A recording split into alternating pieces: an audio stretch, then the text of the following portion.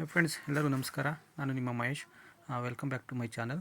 ಮಂಡ್ಯ ಮಹೇಶ್ ನಿಮ್ಮ ಮಿತ್ರ ಚಾನಲ್ಗೆ ಪ್ರೀತಿಯ ಸ್ವಾಗತ ಸ್ನೇಹಿತರೆ. ಇವತ್ತು ವಿಡಿಯೋ ಒಂದು ಇಂಟ್ರೆಸ್ಟಿಂಗ್ ಒಂದು ಕತೆ. ಇದು ಪ್ರೋಗ್ರೆಸಿವ್ ಒಬ್ಬರು ಫಾರ್ಮರು ಅವರ ಒಂದು ಜಮೀನಲ್ಲಿ 6 ಬೆಳೆಗಳನ್ನ ಬೆಳೆದಿದ್ದಾರೆ. ಇದು ವರ್ಷ ಪೂರ್ತಿ ಒಂದು ಆದಾಯ ಬರೋಂಥ ಒಂದು ರಹಸ್ಯನ ನಿಮಗೆ ತಿಳಿಸ್ತಾ ಇದ್ದೀನಿ. ಈ ವಿಡಿಯೋನ ನೀವು ಕೊನೆವರೆಗೂ ನೋಡಿದ್ರೆ ಅವರು ಏನೆಲ್ಲ ಮಾಡಿದ್ದಾರೆ, ಹೇಗೆಲ್ಲ ಅವರು ಒಂದು ಆದಾಯಕ್ಕೆ ಒಂದು ನಿರ್ಧಾರ ತೊಗೊಂಡಿದ್ದಾರೆ, ತೀರ್ಮಾನ ತೊಗೊಂಡು ಹೇಗೆಲ್ಲ ಬೆಳೀತಾ ಇದ್ದಾರೆ ವ್ಯವಸಾಯದಿಂದ ಅಂತ ನಿಮ್ಗೆ ತಿಳಿಸ್ಕೊಡ್ತೀನಿ. ಸ್ನೇಹಿತರೆ, ಹುಣಸೂರಲ್ಲಿ ಪಕ್ಕ ಇರೋಂಥ ಒಂದು ಚಿಕ್ಕ ಹುಣಸೂರು ಏನಿದೆ, ಅಲ್ಲಿ ನಮ್ಮ ಪ್ರೋಗ್ರೆಸಿವ್ ಫಾರ್ಮರು ಅಂತ ಹೇಳ್ಬೋದು, ವಸಂತ್ ಕುಮಾರ್ ಅವರು ಅವರ ಒಂದು ಜಮೀನಿಗೆ ಕರ್ಕೊಂಡು ಹೋದರು. ಆ ಜಮೀನು ನೋಡಿ ತುಂಬ ಖುಷಿ ಆಯಿತು ಸ್ನೇಹಿತರೆ. ಯಾಕೆಂದರೆ ಏನೆಲ್ಲ ಬೆಳೆ ಇದೆ ಅಂದರೆ, ತೆಂಗು ಹಾಕಿದ್ದಾರೆ, ಆಲ್ರೆಡಿ ಫಲ ಬರ್ತಾಯಿದೆ.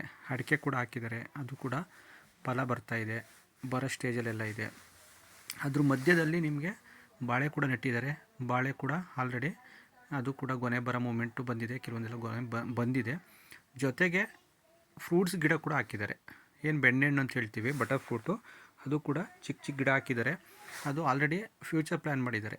ಅದು ದೊಡ್ಡ ಗಿಡ ಆಯಿತು ಅಂದರೆ ಒಳ್ಳೆ ಮಾರ್ಕೆಟ್ ಇದೆ, ಅದಕ್ಕೆ ಒಳ್ಳೆ ಬೇಡಿಕೆ ಕೂಡ ಇದೆ.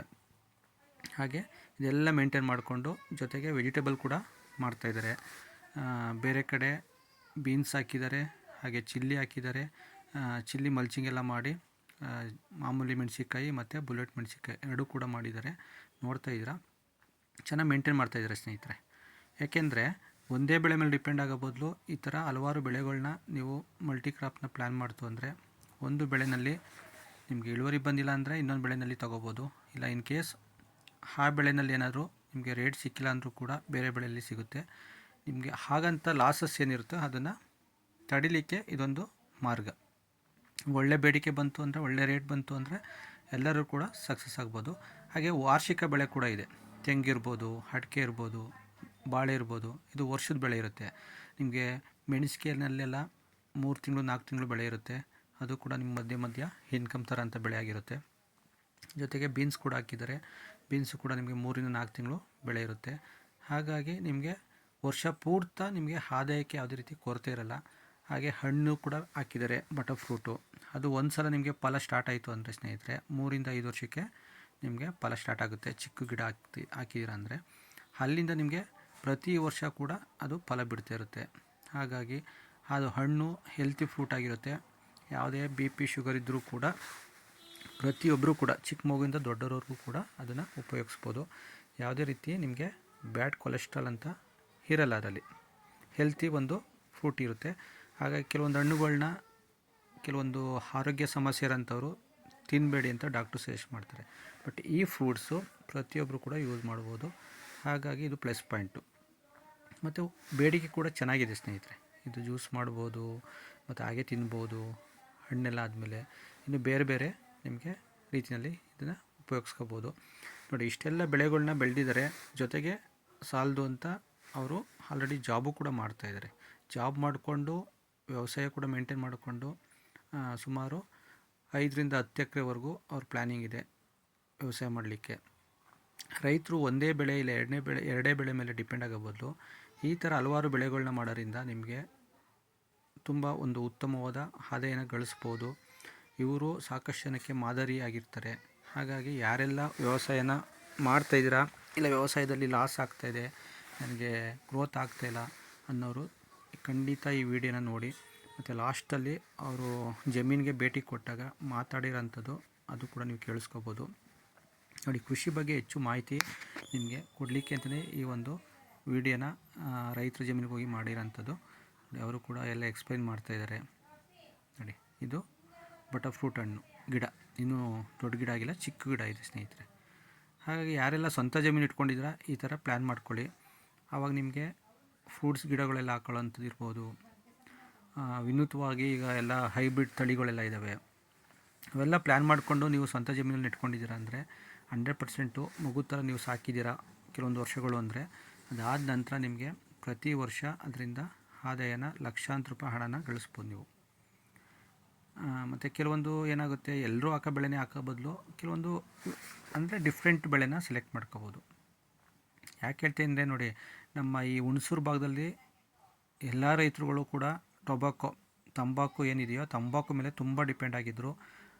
ಆದಾಯದ ಮೂಲನೇ ಮೇಯ್ನ್ ಅಂತ ಹೇಳ್ಬೋದಾಯಿತು. ಶುಂಠಿ ಬಿಟ್ಟರೆ ಫಸ್ಟ್ ಪ್ಲೇಸ್ ಅದೇ ಇತ್ತು. ಬಟ್ ಈ ವರ್ಷ ಬೆಲೆಗಳಲ್ಲಿ ಎಲ್ಲ ಸಮಸ್ಯೆ ಆಗಿದೆ, ಮತ್ತು ಮಾರ್ಕೆಟಿಂಗಲ್ಲೆಲ್ಲ ಸಮಸ್ಯೆ ಆಗಿದೆ, ಸಾಕಷ್ಟು ಬೋರ್ಡಿಂದ ಇಶ್ಯೂ ಆಯಿತು. ಎಲ್ಲ ಆದಾಗ ಏನಾಗುತ್ತೆ, ಸಡನ್ಲಿ ಅವರು ಒಂದು ನಿರ್ಧಾರ ತೊಗೊಂಡು ಇಷ್ಟೇ ಕೆಜಿ ಒಬ್ಬ ರೈತ ಬೆಳಿಬೇಕು, ಇಷ್ಟೇ ರೇಟ್ ಫಿಕ್ಸ್ ಮಾಡ್ತೀವಿ ಅಂತ ಹೇಳಿದ್ರು. ಇದರಿಂದ ಏನಾಗುತ್ತೆ, ರೈತರಿಗೆ ಹೊರೆ ಆಗುತ್ತೆ. ಅವ್ರದ್ದು ಏನೇನೋ ಪ್ಲ್ಯಾನಿಂಗ್ ಇಟ್ಕೊಂಡಿರ್ತಾರೆ, ಈ ವರ್ಷ ಇಷ್ಟು ನಾವು ಇಳುವರಿ ತೆಗಿಲೇಬೇಕು, ಇದರಿಂದ ಏನೋ ಒಂದು ಬೇರೆ ಒಂದು ವ್ಯವಹಾರ ಮಾಡಬೇಕು ಅಂತ ಪ್ಲ್ಯಾನ್ ಮಾಡ್ಕೊಂಡಾಗ ಏನಾಗುತ್ತೆ, ಅದು ದೊಡ್ಡ ಹೊಡೆತ ಬೀಳುತ್ತೆ. ಅದು ಆಗಬಾರ್ದು ಅಂದರೆ ಅದು ಬೆಳೆ ಬಿಟ್ಟು ನೀವು ಬೇರೆ ಬೆಳೆನ ಸೆಲೆಕ್ಟ್ ಮಾಡ್ಕೋಬೇಕು. ತರಕಾರಿ ಇರ್ಬೋದು, ಈಗ ವಾಟರ್ ಮೆಲನ್ ಇರ್ಬೋದು, ಅದೆಲ್ಲ 2 ರಿಂದ 3 ತಿಂಗಳು ಸೀಸನ್ಸ್ ಇರುತ್ತೆ, ಬೆಳೆ ಬರುತ್ತೆ. ಮಳೆ ಕಮ್ಮಿ ಇರೋಂಥ ಟೈಮಲ್ಲೂ ಕೂಡ ಬೆಳಿಬೋದು. ನೋಡಿ, ಕರೆಕ್ಟ್ ಪರ್ಫೆಕ್ಟ್ ಟೈಮ್ ಇವಾಗ ವಾಟರ್ ಮೆಲನ್ ಬೆಳೆಯೋಂಥವ್ರಿಗೆ ಪರ್ಫೆಕ್ಟ್ ಟೈಮ್ ಇದೆ. ಯಾರೆಲ್ಲ ಬೆಳೆದಿಲ್ಲ ಒಂದು ವರ್ಷ ಟ್ರೈ ಮಾಡಿ. ನಿಮ್ಗೆ ಸಜೆಷನ್ ಮಾಡೋಕ್ಕೆ ಸಾಕಷ್ಟು ಜನ ಇರ್ತಾರೆ, ಕಂಪ್ನಿಲಿ ಇರ್ತಾರೆ, ಮತ್ತು ನಿಮಗೆ ಅಂಗಡಿಯವರು ಏನು ಗೊಬ್ಬರದ ಅಂಗಡಿ ಇಟ್ಟಿರ್ತಾರೆ, ಅವರು ಕೂಡ ನಿಮಗೆ ಸಜೆಸ್ಟ್ ಮಾಡ್ತಾರೆ. ಒಂದು ವರ್ಷ ನೀವು ಬೆಳೆದಿದ್ದೀರ ಅಂದರೆ ಆಲ್ಮೋಸ್ಟ್ ನಿಮಗೆ ಐಡಿಯಾಸ್ ಬರುತ್ತೆ.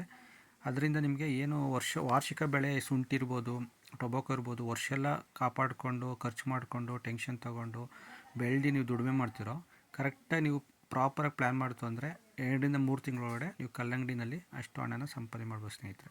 ಬಟ್ ಕರೆಕ್ಟಾಗಿ ಮೇಂಟೈನ್ ಮಾಡಬೇಕು, ಅದು ಇಂಪಾರ್ಟೆಂಟು. ಹಾಗಾಗಿ ಯಾರಿಗೆ ಎಕ್ಸ್ಪೀರಿಯೆನ್ಸ್ ಇದೆ ಅಂಥವ್ರ ಹತ್ರ ಸಜೆಷನ್ ತೊಗೊಳ್ಳಿ.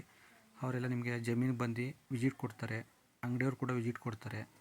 ನಮ್ಗೆ ಗೊತ್ತಿರೋಂಥ ಮಾಹಿತಿ ನಿಮಗೆ ಶೇರ್ ಮಾಡ್ತೀವಿ. ಇದೆಲ್ಲ ಕೂಡ ತಗೊಂಡು ನೀವು ಒಂದು ಸಕ್ಸಸ್ಫುಲ್ಲಾಗಿ ನಿಮ್ಮ ವ್ಯವಸಾಯದಲ್ಲಿ ನೀವು 100% ನೀವು ಒಳ್ಳೆಯ ಒಂದು ಉನ್ನತಿನ ಪಡಿಬೋದು.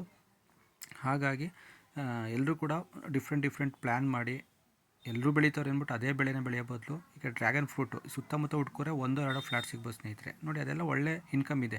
15 ರಿಂದ 20 ವರ್ಷವರೆಗೂ ನಿಮಗೆ ಕರೆಕ್ಟಾಗಿ ಲೆಕ್ಕ ಹಾಕಿದ್ರೆ ಕ್ರೋಸ್ ಟುಗೆದರ್ ಅದು ಮಾಡ್ಬೋದು ನೀವು. ಓಕೆನಾ? ಅದು ಕೂಡ ಒಂದು ನನ್ನ ಚಾನಲಲ್ಲಿ ಹಾಕಿದ್ದೀನಿ. ಒಂದು ಪ್ಲಾಟ್ ವಿಸಿಟ್ ಮಾಡಿ ಹೇಗೆಲ್ಲ ಮಾಡಬೇಕು ಏನು ಅಂತೆಲ್ಲ ನಿಮಗೆ ಡೀಟೇಲ್ಸ್ನ ತಿಳಿಸಿದ್ದೀನಿ, ನೋಡ್ಕೊಳ್ಳಿ.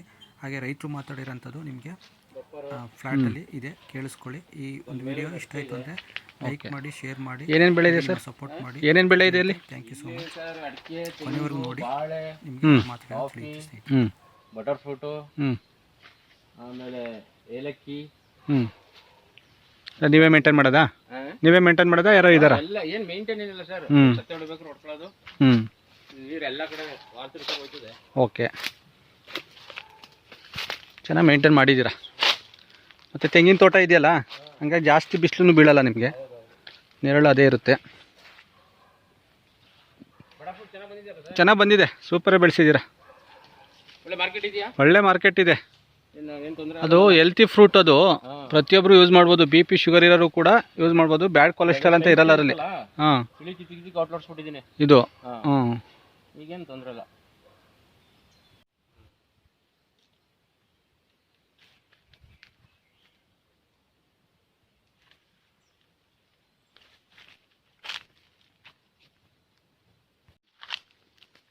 ಚೆನ್ನಾಗಿದೆ, ಬಾಳೆ ಎಲ್ಲ ಸೂಪರ್ ಬಂದಿದೆ. ನಾನು ವ್ಯವಸಾಯದಲ್ಲಿ ಕಮ್ಮಿ ಮಾಡಲ್ಲ, ಅಲ್ಲೇ ಒಂದು ಪ್ರಾಡಕ್ಟ್ ಬನ್ನಿ ತೋರಿಸ್ತೀನಿ.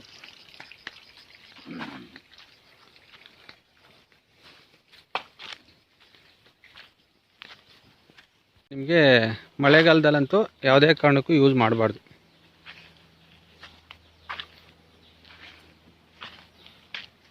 ತೋಟ ಜಮೀನಾದ್ರೆ ಇನ್ನೂ ರಿಸ್ಕಿ. ಅದು ತೋಟ ಜಮೀನಾದ್ರೆ ಇನ್ನೂ ರಿಸ್ಕಿ. ಇದಾರೆ ಅಟ್ಲೀಸ್ಟ್ ಡೈರೆಕ್ಟ್ ಬಿಸಿಲಾರು ಬೀಳುತ್ತೆ.